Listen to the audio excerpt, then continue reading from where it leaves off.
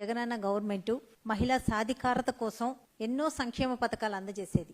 అలాగే రేషన్ కార్డులో కూడా మహిళ పేరే ఉండాలి ఇంటి యజమానిగా అని మహిళలకు అంత ప్రాధాన్యత ఇవ్వటం జరిగింది. అలాగే మహిళ పేరునే మనకి ఇంటి స్థలం కూడా ఒక ఇల్లు మహిళ పేరున ఉండాలని ఇంటి స్థలం కూడా మహిళ పేరున పెట్టడం జరిగింది. కానీ ఈ రోజు ఉన్న కూటమి ప్రభుత్వం చంద్రబాబు నాయుడు గారు ఏ రకంగా ఆడబిడ్డల్ని మోసం చేస్తున్నారు, సున్నా వడ్డీ ఏ రకంగా ఎగ్గొట్టారు, అలాగే కళ్యాణమస్తు పథకాలు ఏ రకంగా దానికి ఎగ్గొట్టారన్నది మనందరికీ తెలుసు. కానీ ఈ రోజు కొత్తగా ఈ కొత్త పథకాలు ఏవో తెస్తున్నాము, ఎన్టీఆర్ కళ్యాణ లక్ష్మి, ఎన్టీఆర్ విద్యాలక్ష్మి అనే పథకాలు కొత్తగా ఏదో తెస్తున్నట్టు, కొత్తగా ఏదో పథకాలని అమలు చేస్తున్నట్టు, మహిళల్ని ఏదో ఉద్ధరిస్తున్నట్టు ఈ రోజు వాళ్ళు ఇస్తున్న హడావుడి హంగామా ఇంత అంతా కాదు.